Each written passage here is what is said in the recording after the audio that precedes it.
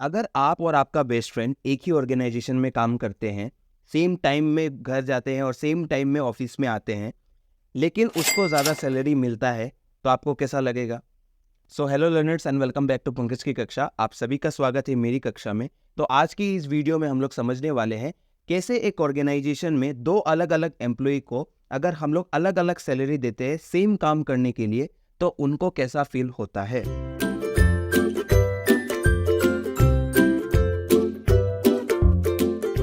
तो ये जो थ्योरी है ये मोटिवेशन का थ्योरी है जिसका नाम है Adams equity theory.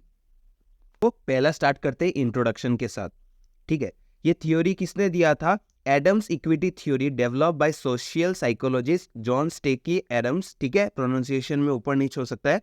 Is a motivational model that explains how employees in an organisation strive for fairness and justice in terms of their work inputs and outcomes. ये दो चीज है जो इस थ्योरी का मेन कॉन्सेप्ट है।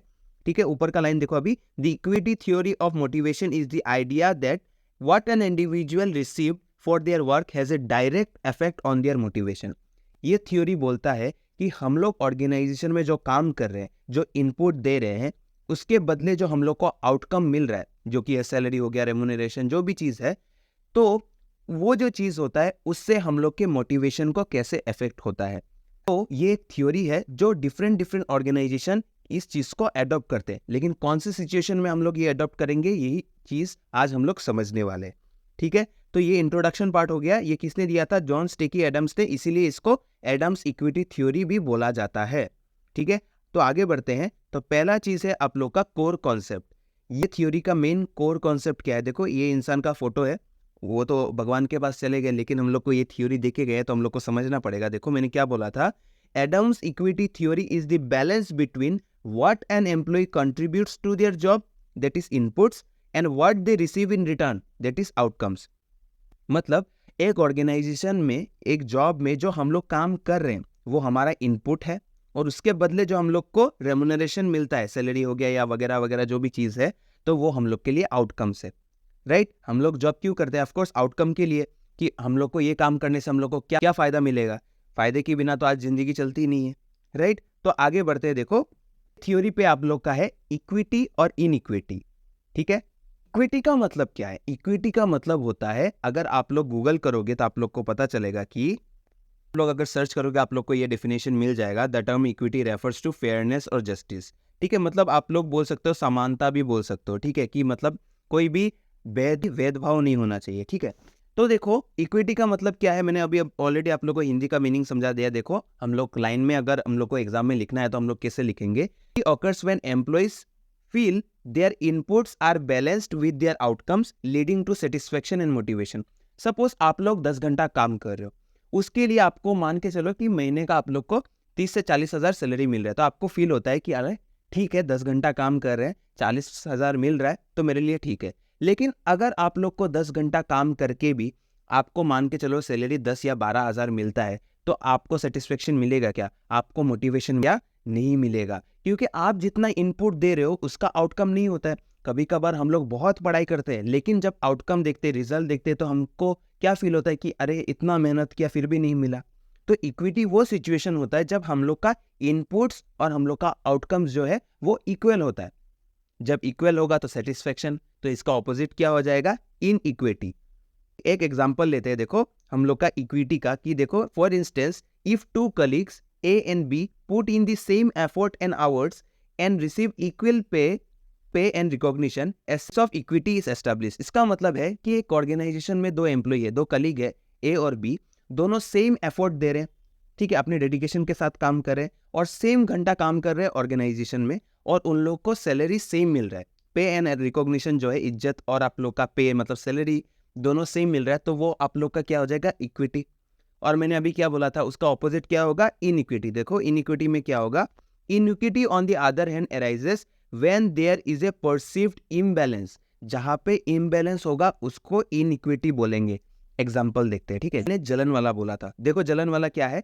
Instance if colleague A feels that they are working harder yet receiving the same or lesser rewards than colleague B, it results in equity tension leading to feelings of anger। जो मैंने की बोला जलन। अगर suppose दो colleague है, colleague ए और colleague B, पहले वाले सिचुएशन में क्या हुआ था, कि वाले एग्जांपल में क्या हुआ था कि दोनों सेम तरीके से काम कर रहे हैं, सेम डेडिकेशन के साथ सेम एफर्ट दे रहे हैं और उनको सेम सैलरी मिल रहा है, ठीक है। लेकिन ये केस में क्या होता है, इनइक्विटी कौन से केस में होगा, जब वो लोग सेम काम कर रहे हैं लेकिन कलीग ए को ज़्यादा सैलरी मिल रहा है कलीग बी से, या फिर कलीग बी को ज़्यादा सैलरी मिल रहा है कलीग ए से। अगर हम लोग देखेंगे कि हम लोग जितना इनपुट दे रहे हैं, ठीक है, और एक इंसान है वो भी उतना इनपुट दे रहा है लेकिन उसको ज़्यादा आउटकम मिल रहा है, तो वो क्या होगा हम लोग के लिए इनइक्विटी, ठीक है। मतलब एक इंसान, देखो नॉर्मल सिचुएशन में क्या होता है हमारे डेली लाइफ में भी, अगर हम लोग देखेंगे, हम लोग एक ऑर्गेनाइजेशन ज्वाइन करते हैं जहाँ पे हम लोग सेम एफर्ट दे रहे हैं, हम लोग 10 घंटा काम कर रहे हैं, ऑफिस में टाइमली आ रहे हैं, कोई छुट्टी नहीं ले रहे हैं, ऑर्गेनाइजेशन के गोल्स को पूरा कर रहे हैं, टारगेट को अचीव कर रहे हैं।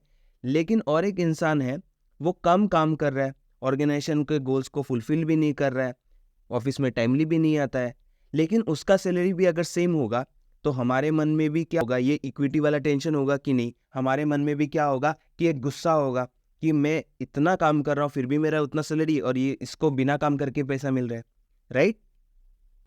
तो आई होप आपको समझ में आया होगा। हम लोग इसको एक फॉर्मूला के बेसिस में भी आगे समझेंगे। अभी सुनो कि अगर हम लोग के ऑर्गेनाइजेशन में हम लोग ने देखा कि इनइक्विटी हो रहा है, इनइक्विटी कौन सी सिचुएशन को बोलते हैं, जब हम लोग जितना इनपुट दे रहे हैं उतना हम लोग को आउटकम नहीं मिल रहा है, राइट। तो हम लोग क्या करेंगे, when faced with inequity employees में respond in various ways to restore balances. देखो इनइक्विटी कब आता है, जब हमारे ऑर्गेनाइजेशन में इम्बैलेंस होगा between inputs and outcomes, right.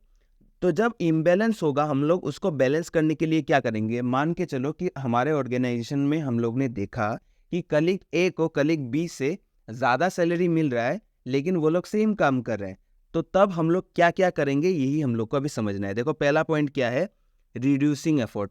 Of course अगर तुम देख रहे हो कि एक ऑर्गेनाइजेशन में तुम भी काम कर रहे हो, तुम्हारे बेस्ट फ्रेंड भी काम कर रहा है, राइट, तुम्हारे बेस्ट फ्रेंड को कम काम करके सेम सैलरी मिल रहा है, तो पहला क्या होगा, ह्यूमन टेंडेंसी क्या होगा, छोड़ो बाहर में जाओ, मैं भी कम काम करूंगा।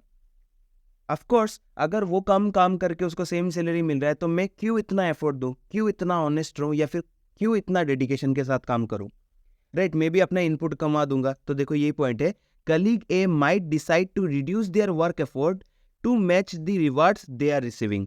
ऑफ कोर्स वो क्या करेगा, अपने इनपुट को घटा देगा।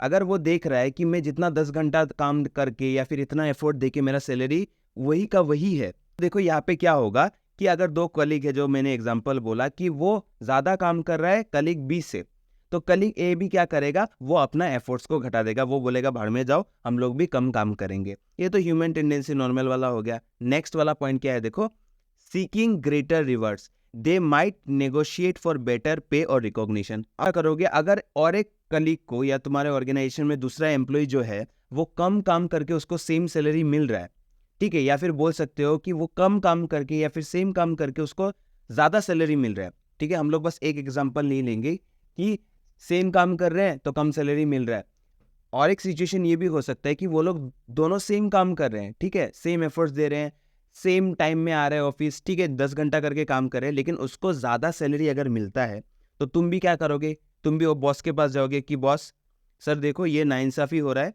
आपको मेरा भी सैलरी बढ़ाना पड़ेगा, क्योंकि ज़िंदगी में चुप रहने से कुछ भी नहीं मिलता।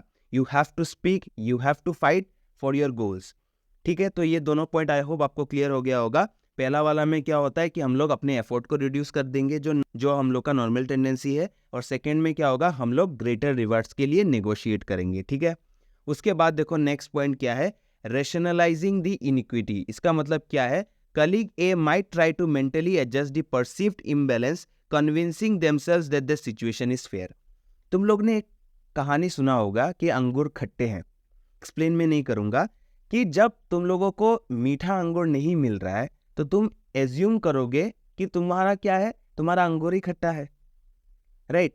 मतलब इसमें क्या होता है कि जब तुमने देखा कि तुम्हारे ऑर्गेनाइजेशन में इनइक्विटी हो रहा है, मतलब दोनों सेम ऑर्गेनाइजेशन में, मतलब सेम ऑर्गेनाइजेशन में दो एम्प्लॉइज है, ठीक है, तुम और एक एम्प्लॉय, दोनों सेम काम कर रहे हैं लेकिन उसको ज़्यादा मिल रहा है, तो तुम यही सोचोगे कि शायद उसका और कोई स्किल होगा जो तुम्हें नहीं पता। तुम एज्यूम कर लोगे कि वो जो दूसरा इंसान है वो तुमसे बेटर है, इसीलिए उसको सैलरी दिया जा रहा है, राइट। हम लोग रियलिटी में कभी कभार ऐसे समझौता कर लेते हैं, राइट, कि शायद मैंने मेहनत किया होगा, वो ज़्यादा मेहनत कर रहा है इसीलिए नहीं मिला। तो ये चीज़ होता है हम लोग का rationalising the iniquity. Is it clear?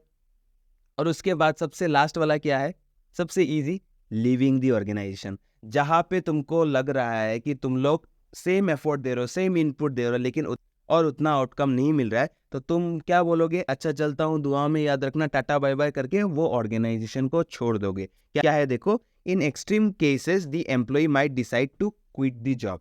यहाँ तो देखो, यहाँ पे क्या होता है, जब ऐसा सिचुएशन आता है ऑर्गेनाइजेशन में, इनइक्विटी होता है, नंबर पॉइंट क्या बोलता है कि एक ऑर्गेनाइजेशन में अगर ऐसा इनइक्विटी सिचुएशन आता है तो एक एम्प्लॉय छोड़ के चला जाता है।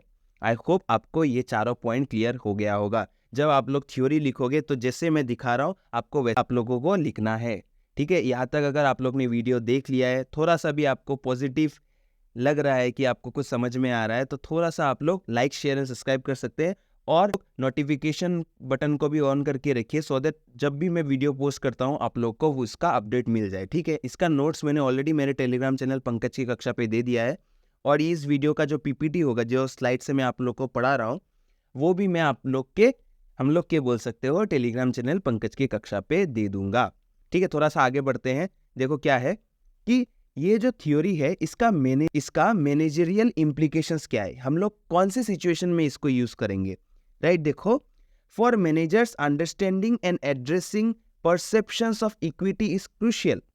तो मैनेजर्स को ये सब चीज पता होना चाहिए, हमारे ऑर्गेनाइजेशन में इक्विटी हो रहा है कि नहीं, हर एक एम्प्लॉय जितना इनपुट दे रहा है उतना आउटकम उसको मिल रहा है कि नहीं। अगर नहीं मिल रहा है तो इनइक्विटी हो रहा है, और इनइक्विटी में वो जो 4 पॉइंट होता है, कुछ भी हो सकता है, ऑर्गेनाइजेशन छोड़ के जा सकते हैं, राइट, वगैरह वगैरह। तो उसके बाद देखो, दे शुड एंश्योर फेयरनेस, दे मतलब कौन, मैनेजर्स, ठीक है। एक मैनेजर ही तो ये सब चीज करेगा ना, इसका ध्यान रखेगा कि ऑर्गेनाइजेशन में इक्विटी है या इनइक्विटी। तो देखो, they should ensure fairness in distributing rewards and recognitions and be transparent about the criteria used for this distribution. Managers लोगों को क्लियरली सबको बताना पड़ेगा कि किस बेसिस पे हम लोग रिवार्ड्स दे रहे हैं या फिर रिकॉग्निशन दे रहे हैं। ट्रांसपेरेंट होना पड़ेगा, मतलब क्रिस्टल क्लियर होना पड़ेगा, सो दैट हम लोग को पता चले। अगर हम लोग ने देखा कि और एक एम्प्लॉय को जॉब में रिवार्ड्स दिए जा रहे हैं, रिकॉग्निशन दिए जा रहे हैं, किस लिए दिए जा रहे हैं, अगर वो चीज़ मैं भी अचीव करूंगा क्या मुझे मिलेगा, तो ये चीज़ मैनेजर्स को क्लियरली डिफाइन करके देना पड़ेगा। फॉर एग्जाम्पल देखो क्या लिखा है, for example if promotions are based on performance matrices then matrices should be clear and accessible to all employees.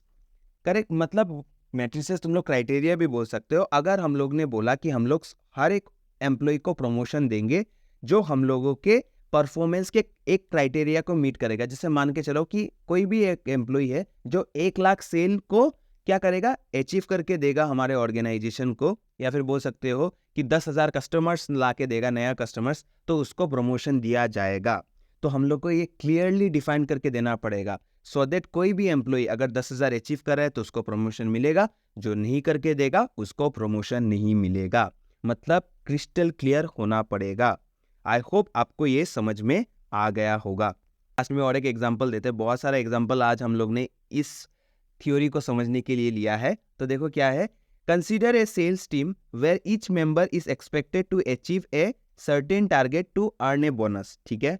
If all team members achieve their targets and receive equal bonuses, equity is maintained. However, if one member exceeds the targets but receive the same bonus as another who just met the target, feeling of inequity may arise, lead to demotivation. Simple example सुनो, बोला गया है कि एक organisation में अगर बोलते हैं कि सपोज तुम लोग एक टारगेट को अचीव करना है, जैसे कि 10,000 कस्टमर्स, ठीक है। ऑर्गेनाइजेशन ने क्या बोला कि हम लोग को कोई 10,000 कस्टमर्स लाके देगा तो उसको बोनस मिलेगा, करेक्ट, प्रमोशन की तरह था। लेकिन अगर कोई एक इंसान है जिसने क्या किया, 10,000 के जगह पे 15,000 कस्टमर लाके दिया, ठीक है, और एक इंसान है जिसने 10,000 एक कस्टमर, मतलब एक ज्यादा कस्टमर लाके दिया। टारगेट कितना था, 10,000, एक ने 10,000 किया और एक ने 15,000 किया। लेकिन अगर दोनों ही एम्प्लॉय को हम लोग सेम बोनस देंगे, क्या इक्विटी होगा, नहीं होगा, क्योंकि उसको लगेगा कि मैंने तो 15,000 दिया है, ऑलमोस्ट जितना टारगेट बोला है उससे और 50% ज़्यादा दिया है, लेकिन अगर मुझे भी सेम बोनस मिलेगा तो उसको अच्छा लगेगा क्या? वो तो नेक्स्ट टाइम से वो क्या बोलेगा कि बाबा नेक्स्ट टाइम से मैं 10,000 ही करूँगा, ज़्यादा नहीं करूँगा, राइट? यही चीज़ होता है हम लोग का एडम्स इक्विटी थ्योरी। ठीक है, इतना ही था हम लोग का एडम्स इक्विटी थ्योरी। अब ये मैंने ऑलरेडी टेलीग्राम चैनल पे ये नोट्स दिया है, ये पैराग्राफ वाइज है, तो आप लोग को जो इजी लगता है आप दोनों ही पढ़ सकते हैं। वहाँ पे भी सेम नोट्स ही मैंने दिया है, बस बात क्या है, ये पैराग्राफ वाइज है, वहाँ पे मैंने ये जो यूट्यूब वीडियो है यहाँ पे मैंने और मेहनत करके और क्रिस्टल क्लियर करके इस नोट्स को बनाया है, तो इसका पीपीटी आप लोग को मिल जाएगा। यहाँ से बस हम लोग इस फॉर्मूला को समझते हैं। देखो क्या है, तो देखो ये जो कंपैरिजन होगा इनपुट्स और आउटकम्स का, मतलब कलीग ए और कलीग बी, मतलब पर्सन ए और पर्सन बी का, तो इसका एक फॉर्मूला है, आप लोग को याद रखना है। देखो क्या है, person's outcomes divided by person's inputs is equal to others' outcome divided by others' inputs is known as equity. मतलब इक्विटी में फॉर्मूला क्या है, आप लोग का पर्सन्स का आउटकम के साथ इनपुट को डिवाइड करेंगे, और उस साइड में उल्टा क्या होगा आप लोग का, और उस साइड में देखो सेम ही है, अदर्स का आउटकम्स डिवाइडेड बाय अदर्स का इनपुट। अगर रेशियो इक्वल है तो हम लोग का इक्विटी है। ठीक है, सिमिलरली नेक्स्ट पॉइंट में क्या होगा, जब हम लोग आउटकम्स डिवाइडेड बाय इनपुट्स, मतलब एक पर्सन का क्या करना है, आउटकम और इनपुट्स, जब वो लेस देन होगा आप लोग का other outcomes divided by others के इनपुट्स के साथ, तब हम लोग का नेगेटिव इक्विटी होगा। सिमिलरली उसका उल्टा, जब पर्सन्स के आउटकम और पर्सन के इनपुट, ठीक है, जब डिवाइड करेंगे, जब वो ग्रेटर देन अदर्स आउटकम्स और अदर्स के इनपुट को होगा, तो वो हम लोग के लिए पॉजिटिव इक्विटी होता है। ठीक है, आप लोग बस ये फॉर्मूला अगर लिख भी दोगे और इसके साथ ये जो नीचे नोट्स है इसको अटैच करके लिख दोगे तो हो जाएगा। ठीक है, थोड़ा सा होमवर्क भी करना पड़ेगा, सिर्फ मैं स्पून फीडिंग करने से नहीं होगा। मैंने ऑलरेडी ये थ्योरी समझा दिया है, आपको थोड़ा सा और इन डेप्थ पढ़ना है तो ये मेरे टेलीग्राम चैनल पे आप लोग को मिल जाएगा, उसका लिंक मैं आप लोग के वीडियो के डिस्क्रिप्शन में दे दूंगा, आप लोग वहां से भी एक बार इसको गो थ्रू हो सकते हैं। तो जल्दी मिलते हैं नेक्स्ट कक्षा में, तब तक के लिए आप लोग का ध्यान रखिए, और ऑफकोर्स आप लोग का नेक्स्ट वीडियो में आप लोग का कलम, किताब और फोन लाना मत भूलिएगा। धन्यवाद।